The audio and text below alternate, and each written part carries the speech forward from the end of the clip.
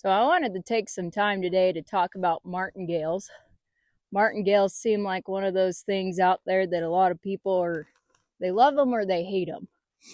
And I think that there's a lot of misunderstanding and misuse of a martingale. And there's a lot of people out there who absolutely hate martingales and they'll never use one and they're completely against them and things like that. And obviously I'm not completely against them because I'm putting one on this horse here. But I do believe that there is a time and a place for martingales. And I don't believe that every horse should be ridden in a martingale. And I don't think that that horse should be ridden every single time in a martingale. When it comes to a tool like a martingale, I think a lot of people have a misunderstanding of what it's meant for and how to use it. And the people that genuinely love the martingale really overuse them. See, a martingale is supposed to be used in a way that really communicates with your horse to help them understand what you're trying to teach them. It's not to be used in a way that becomes a crutch so that your horse needs it in order to perform. It should be used in a way to teach your horse how to perform correctly and what you're struggling with. And then once you get that concept into that horse's mind and they start to understand what you are asking, then you take the martingale away. So I don't use martingales very often. In fact, I bought this martingale right here. It's just a cheap martingale that I bought from like Big R like 4 or 5 years ago. And this is the first horse I've actually ever used a martingale on. And so it's not something that's a go-to piece of equipment for me, but it's something that when I want it and I have a horse that needs it, that will help me progress with them quicker, it's really nice to have. So Miss Penny here, give you guys a little bit of backstory on her. I bought this horse, helped the ranch owners purchase this horse, and with the budget that the ranch owners had, I knew that I'd be looking more so towards temperament of the horse versus actual handling of the horse. They needed a horse that was going to be actually usable on a ranch and get the job done, but at the same time safe enough to throw their kids on and go out and gather cows if they needed. And so I knew when I was looking at this horse that I was going to have to, even before I went and looked at this horse in person and drove out to see her, I knew that I was going to have my work cut out for me, just getting a better handle on her and getting her to ride a little bit more balanced and things like that, just looking at her muscle definition and conformation and what it was. The people that trained her, they did a really good job giving her lots of exposure, getting her, to where she's safe for anybody to ride and things like that. But for a ranch horse, she just doesn't quite have the lightness and the responsiveness that I would like to have in a ranch horse. Now, granted, keeping in mind, she's not, we're not going the bridle horse route with this horse for this family. We're just going for a good, safe ranch horse that anyone in the family can get on and go and partake in ranch activities and be safe. And so she's super smart. She's got a great temperament. She figures things out.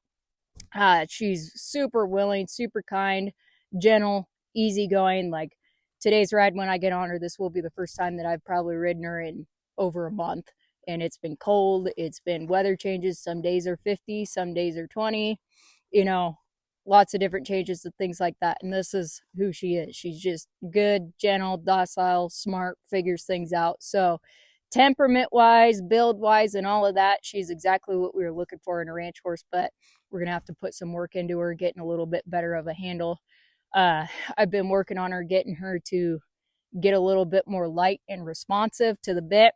She was pretty dull and hard in the mouth, and so I transitioned her into a snaffle for a while, getting her light and responsive. And when I got her to the point where I could just pick up and barely pull on those reins, and she'd soften and come down from a run into a stop without pulling on the reins or bracing against them, then I knew she was ready to graduate up to something else. And so I figured, since there's a lot of people in this family that are more beginner riders and kids, that the kindest bit for her would be like a junior cow horse, and it's got a dog bone mouth.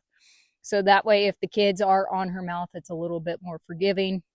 If the kids are a little bit harder with their hands and unforgiving with their hands, but at the same time, it's got the signal and field that they need when it comes to riding single-handed, when it comes to working cows and stuff like that.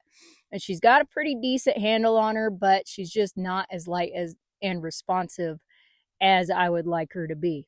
And so when I was looking at her, come here, Penny, I knew right away, looking at her conformation in the pictures, that I was going to have to work with a horse that was dull and unresponsive.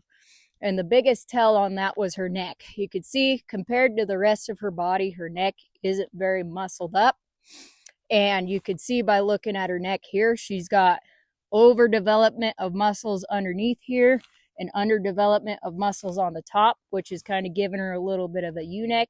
So I knew just by looking at pictures of her that she tosses her head and goes upside down in the bridle to try to evade pressure, and she didn't really know how to truly give to pressure.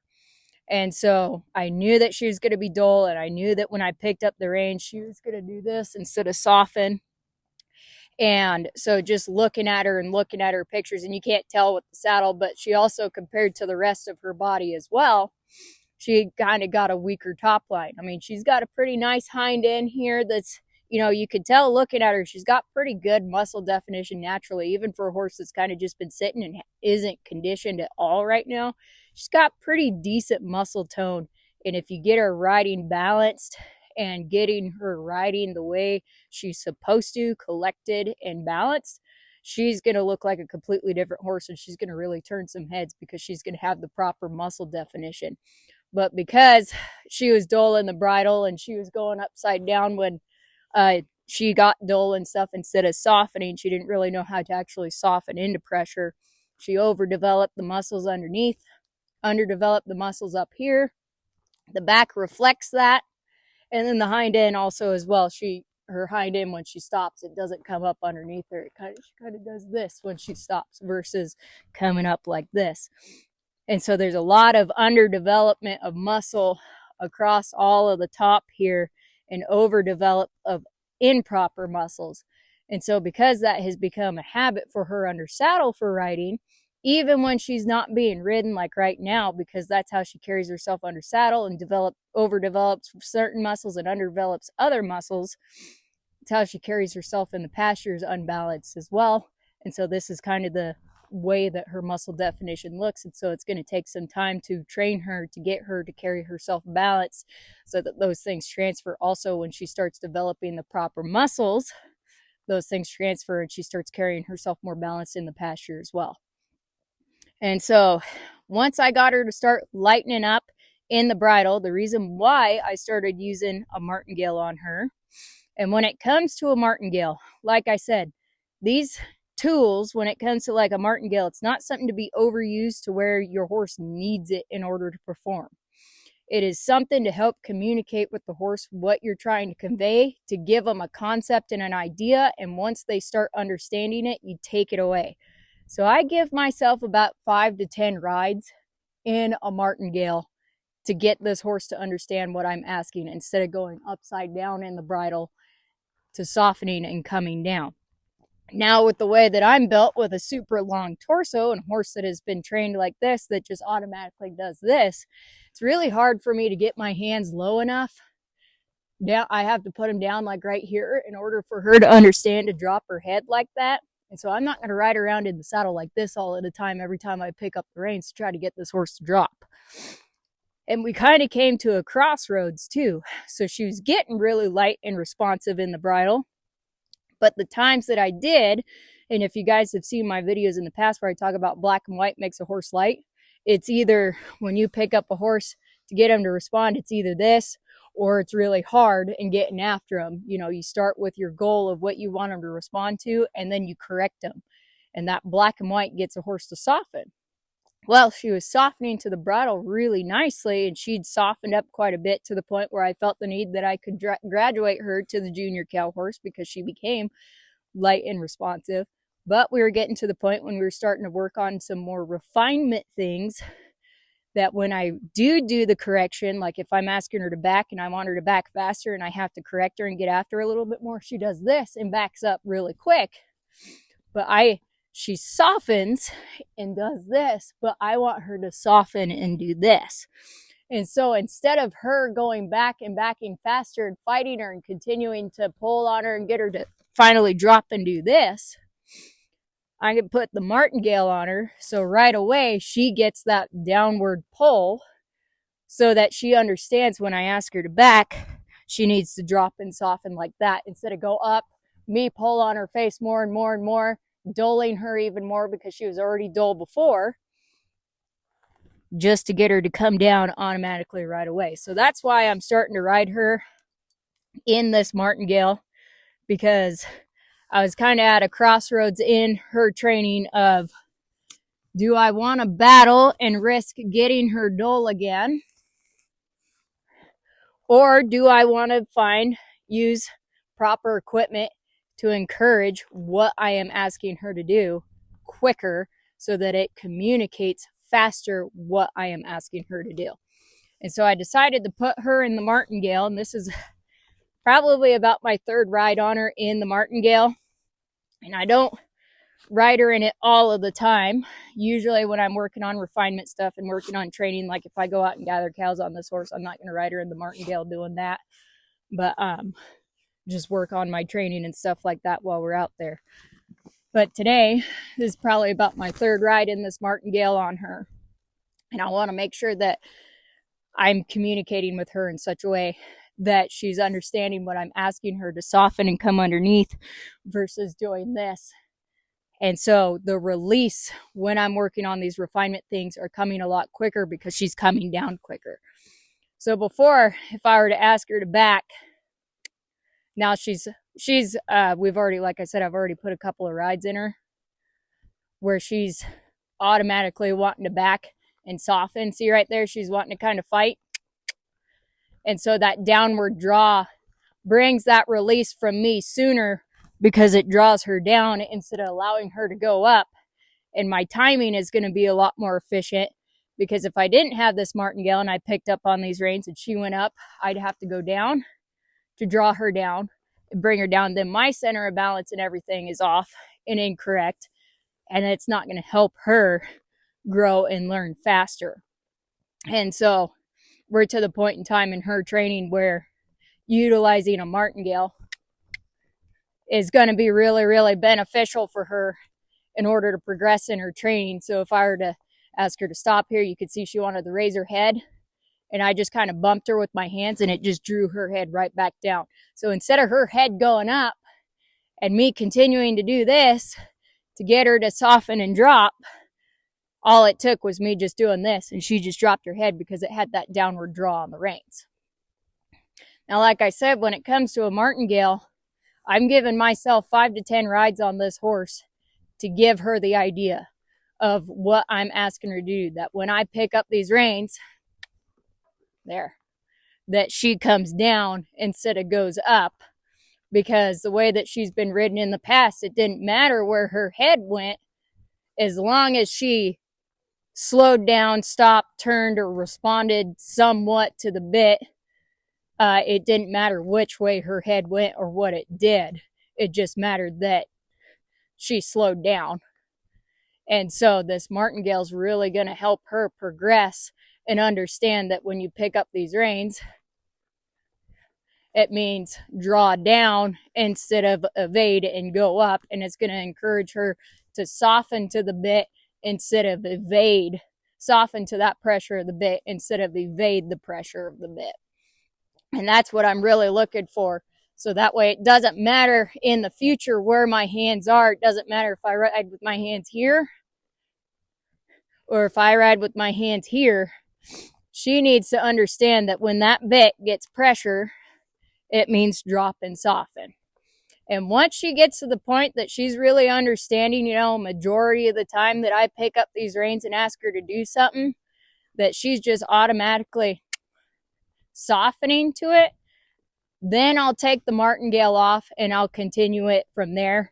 Because from there, when she does get to the point, if she does throw her head up, I can bring my hands down low and go, hey, bring your head down. And it won't be every single time I pick up the reins I have to go down and do this, because when you're working on a ranch and you're moving cows and all of that, you're picking up the reins a lot to guide and direct your horse. And if she's doing, 9 times out of 10, maybe when I go to do, a rollback, she throws her head, I can fix that later kind of deal. But I want to make sure that at the walk, trot, and canter, when it comes to asking her to slow down and stop, I want to make sure that every time, she softens just like that and comes into it and draws back and gives and softens to the pressure of that bit versus trying to evade the pressure by going upside down. And so in the future, it shouldn't matter. Like I said, it shouldn't matter if my hands are way up here or way down here. She's going to understand that the pressure of the bit, no matter how much pressure it is, whether it's this amount or this amount, that it means soften and draw and give into that pressure. And once she gets to that point, I'll take this martingale off and go about my training from there. But the point of utilizing this martingale is not to make it and use it so much that she needs it to perform, so that when I take it off to go push cows, when I pull on that bit, she automatically goes to evading. But she understands that every time there's pressure on that bit, she softens and comes into it.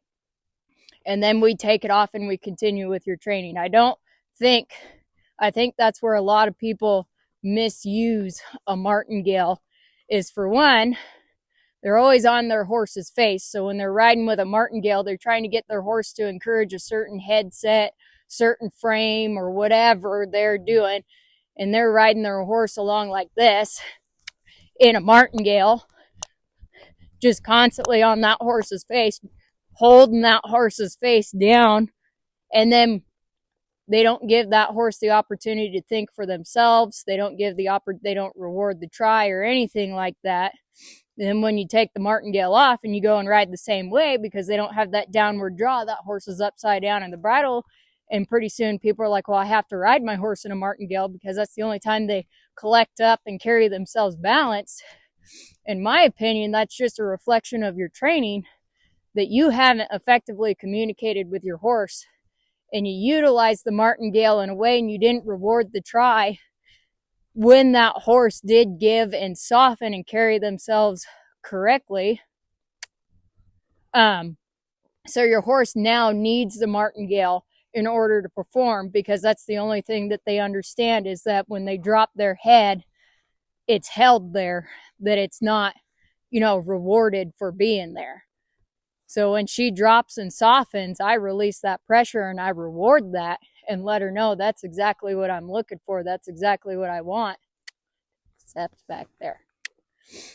And I want to make sure that I'm rewarding her for that, so that she understands that I don't have to hold her in that headset, and that's the only correct place to be, but that she has to put herself there and try to be there. And that's what makes a good ranch horse, is a horse that tries and understands. Let's see here, pull that, there we go. Right there, she got a little bit dull, kind of looking at Phil, so I wanted to make sure that she was going to soften, come around. There we go. So yeah, the martingale isn't something to be used when I introduce it. Go, Phil. Go. There. There. The martingale isn't something to be used to hold a horse's head in place, to turn it into a crutch that a horse needs that martingale to perform. But it's just something to give that horse an idea, to help them understand what you're trying to communicate with them. Ooh. There we go, much better. And so that's the way that I'm using it. It's not something that I plan on using forever on this horse. She's got, a max another 7 rides in this martingale. That's the time frame that I'm giving myself for this horse, for her to understand that I want her to soften and give and start developing the proper muscle groupings and carrying herself to balance versus evading the pressure of that bit. In order to refine all of her other training to make her a good ranch horse, she has to be soft to that bit. She has to understand to give to that pressure of that bit. That's something that you teach your colts starting out, is give into the pressure of that bit versus evading the pressure of that bit. And she was never properly taught. Oh, I know it was a little slick there. She was never taught to truly soften. She was only taught that you pull hard this way and you turn. You pull hard this way and you turn. You neck rein this way, and if you don't go, you get jabbed. Neck rein, it was a lot of really quick, this is what I need you to do now, and nothing was really broken down for her to understand, to truly soften to it. There we go, good girl. And that's what we're looking for, is her just softening to the pressure of that bit versus evading the pressure of that bit. So if I were to take these martingale rings off now they're going to be dangling in between her legs. She's gotten pretty good here. If I pick up these reins like this, there we go. See, it doesn't matter how high my hands are there. She still gave it that pull. She didn't go upside down in the bridle, because she's starting to understand that you need to soften to the pressure of that bit, and it doesn't matter where your hands are, that you need to soften into the bit and not evade that bit. And so that's what I'm looking for at all speeds with her. When I go to take this martingale off, I want to be able to ask her to pick up a run and come down into a stop and soften into it. I don't expect her to stop like a professional reining horse, but all I'm asking her is just like when I was riding around here, all I'm really expecting her to do is, hey, there, is soften just like that. And she's already starting to understand those concepts, because I've really, the past couple of rides that I've put her in, hey, there. And even now with my corrections, like right there, she kind of nosed out, but she didn't go upside down in the bridle. And that's because I've been using the martingale correctly in the way that it should be used, and rewarding that try in her when she softens and gives, releasing my hands and going, that's exactly what I want, instead of holding her there and going, this is what I need you to do at all times. Because trying to get her to soften and carrying herself like this all the time and holding her right now at this point in her training is not going to progress her, and it's not going to make a good ranch horse, because then she's going to be a horse that's going to need her hand held every single time you ask her to do something. When you go to track a cow and it turns back, you're going to miss it, because she's not going to track that cow, and she's going to be waiting for you to turn her and get after that cow. Okay, soften. There we go.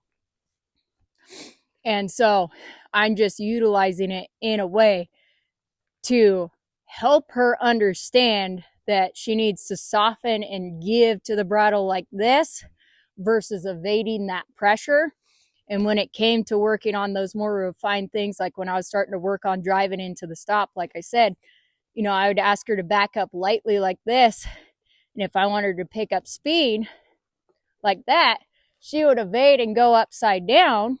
And I don't want to teach her that that's okay to evade and go upside down. Even though she was backing and responding, she wasn't carrying herself properly. And so I was continually on her face doing this, trying to get her to drop.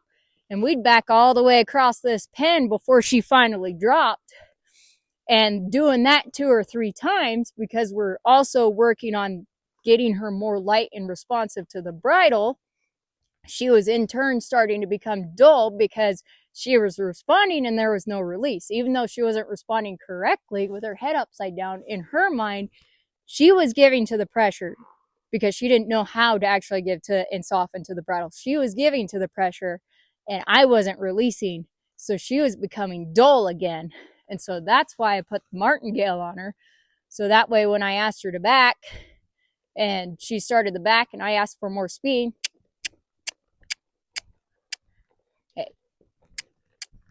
I could, as soon as she gave me that one step of speed and gave me a little bit more try, I could release, because now I've taught her, she's been learning to soften.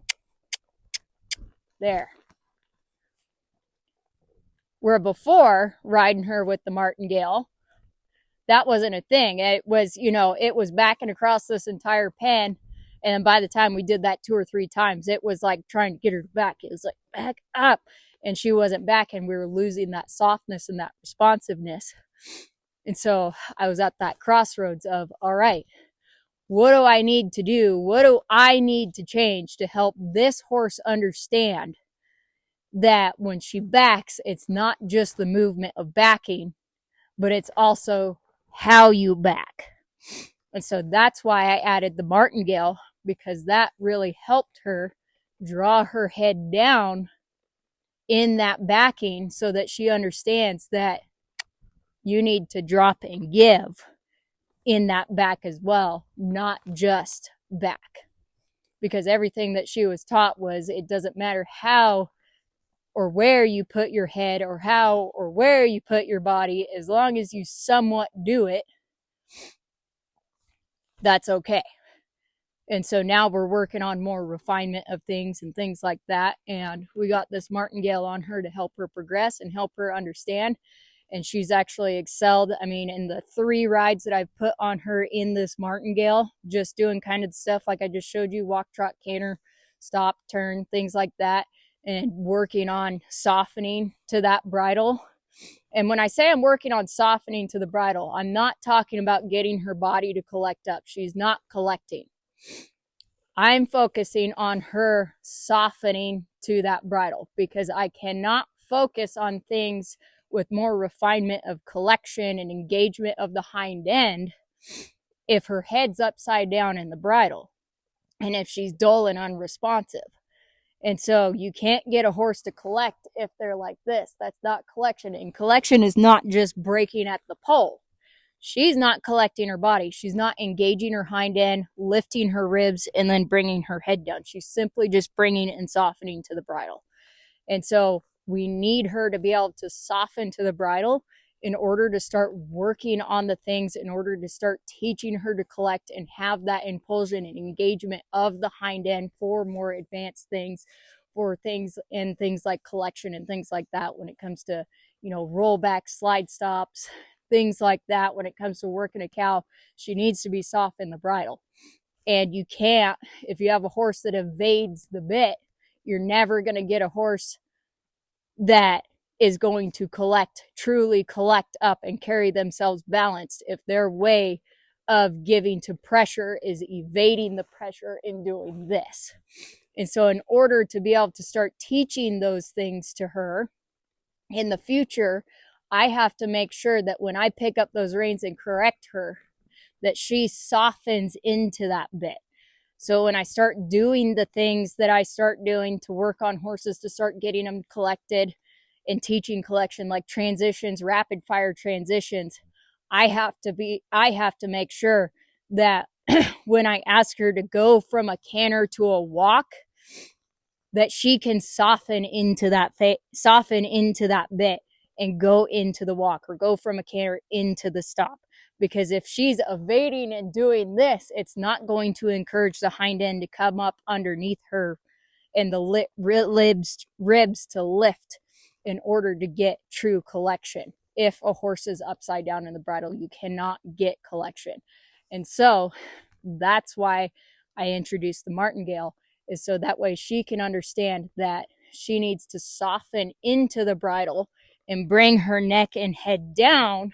So that way, when we start working on more refinement and getting engagement of the hind end and lifting of the ribs in the back for the collection, for the balance, we're not dealing with a horse that's upside down and working against us. She's got the head down, and that is going to make it a lot easier for her to lift her ribs and bring her hind end up underneath her to be more balanced and be more engaged.